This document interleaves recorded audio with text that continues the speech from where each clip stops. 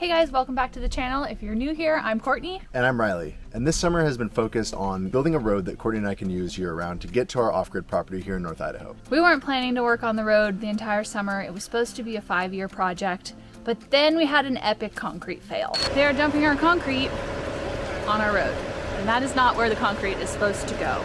Earlier this spring, we tried to pour concrete in our 30x40 barn dominium, and it didn't go well. The truck got stuck at the bottom of the hill, and we actually had to dump all the concrete out of the truck just to get the truck unstuck, and that was a huge bummer. It was a defeated moment for us. We really felt like we'd spent the last year getting the road good enough to make it through this summer, and we hadn't. And so back to the drawing board, Riley came to me with a crazy idea. So we bought the bulldozer. Riley spent the rest of the summer learning how to drive the bulldozer, fixing the bulldozer because it turns out it broke a lot.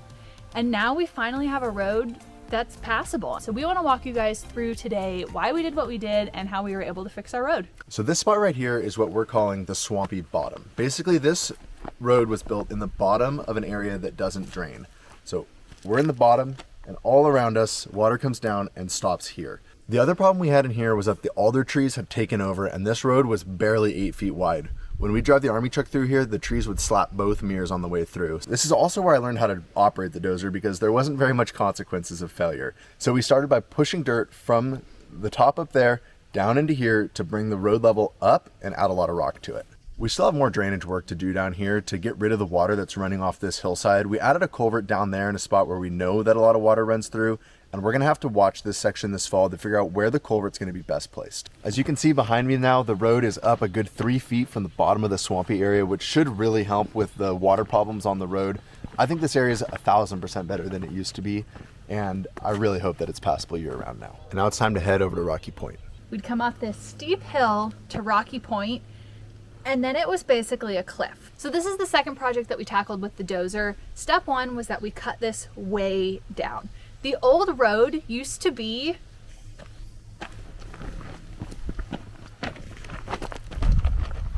up here. So we actually cut this section of road down more than 10 feet. So let me show you why dropping this 10 feet was huge. By dropping that section 10 feet and building this section up, we were able to cut the grade like in half.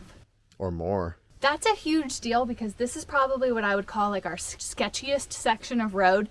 It's on a cliff, it's really steep, and if we slide off this in winter, there are really big consequences. So not only did we make it way less steep, we were also able to widen this up so much, and I think that that's going to give us a lot more wiggle room in winter. The final reason that Rocky Point was so important for us is that this is where we're able to get all of our rock for our road. Between the dozer and the excavator, we're able to actually harvest this rock, break it up into small pieces, and spread it on most of the road. This is a huge cost savings for us because it means that we're really going to have to minimize the amount of rock that we need to get trucked in. How did I drive a dozer up here?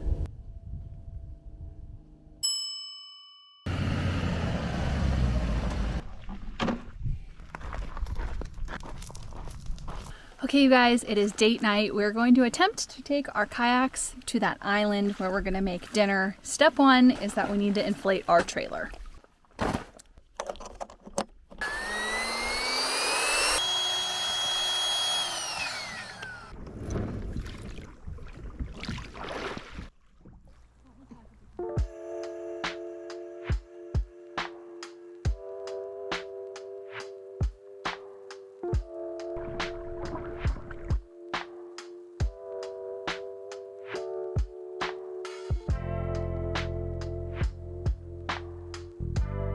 Land ho!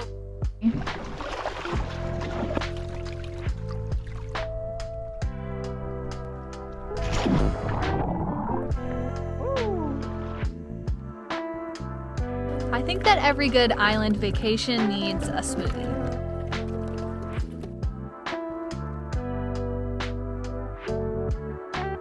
Cheers. Oh, horrible smoothie. Babe, you gotta do a better one than that. Oh, sorry. It's not Riley's fault. It was a pre-made smoothie bag. We've been fans of EcoFlow products for quite a while now. We powered our entire property off a Delta Pro last winter, and we have their power kit installed in our Army work truck. They recently sent us the Delta 2. Its small size makes it way easier to transport, making it an awesome portable power station. But don't let its small size fool you. With 1800 watts of AC output, it can easily power full-size appliances, power tools, and all of your outdoor gear. When it's time to charge the Delta 2, you can either use the fast wall charger, 12-volt car adapter, or up to 500 watts of solar. The built-in 1 kilowatt-hour lithium battery is rated for up to 3,000 charge cycles and charges from 0 to 80% in less than an hour. For those extended trips or power outages, the Delta 2's capacity can actually be expanded by adding extra batteries to give it up to a 3 kilowatt-hour capacity. Their smart app means that we can monitor and easily control our system without having to access the unit. So head to the link below to learn more about the Delta 2 and all of EcoFlow's products. And thanks again to EcoFlow for sponsoring this date night. And now it's time to make some burgers. The grill's heating up.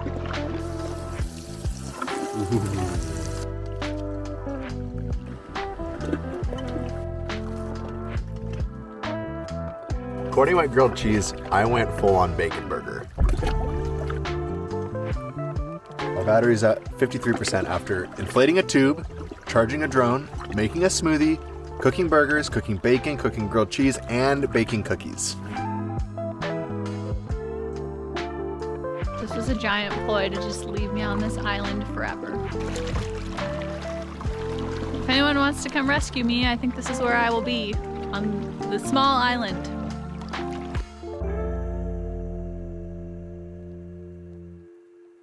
So this is the second place we worked on, and my buddy Dozer Dave actually came out to lend us a hand and teach me a few things on the dozer. So we actually filmed that day, and I hope you enjoy this. It's 10 minutes of Dozer Dave running our old D8.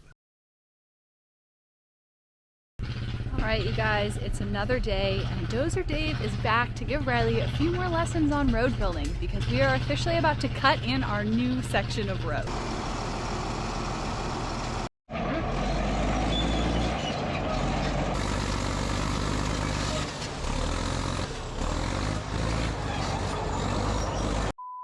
The transmission is low on fluid, so we had about 3 gallons. I topped it off, but it turns out I actually topped off the hydraulic reservoir, not the transmission reservoir, so the transmission is still low on fluid. Courtney's headed to town to get more fluid, and then we'll be back to it.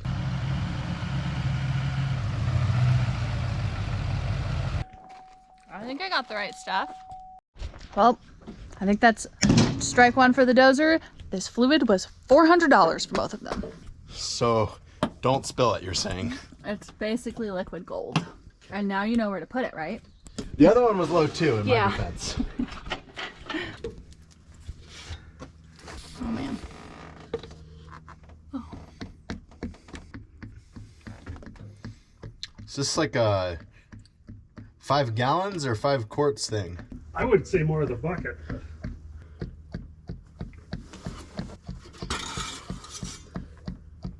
Oh gosh, it's getting really full in the funnel. Oh. Now we are really hoping that it moves.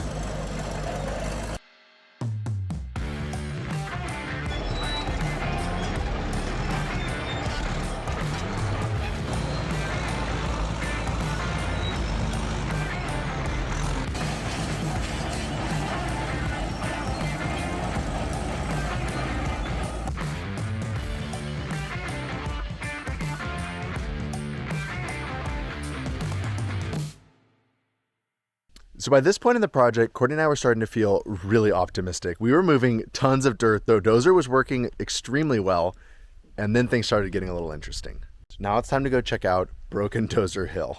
This part of the road used to be so narrow, Courtney's car barely even fit on the road, and it was a little bit off camber, so if it was wet at all, it was really sketchy to drive. Our goal here was to widen it out wide enough that any truck and trailer could get through here and get the grade a lot more consistent. But even though the goal was so simple, it seemed like this part of the road was never ending. First, the dozer threw a track, then the U-joints fell apart. Finally, the torque converter started having problems, and we were seriously starting to wonder if this whole dozer thing was a huge mistake. But I knew that if we wanted to build the road that we needed to get concrete trucks in here, we had to get that dozer fixed. So we spent the next couple of weeks diving into this dozer that we knew nothing about, hoping that we'd be able to fix the problem. And we did it. We were totally successful. We fixed the old dozer and got back on the road project. With the dozer back up and running, it was time to cut in our first new section of road. Everything we'd been working on up until this point was old road that we were just refining to make better. That was a lot less intimidating than actually cutting in a new section of road. So down below me to the right is where the old road used to go. We called it Lookout Point because you'd come down this really steep hill, you'd wind around Lookout Point, and then you'd end up back over there. It was steep, it was a side hill, and it added a lot of distance to the road that didn't really add any benefit.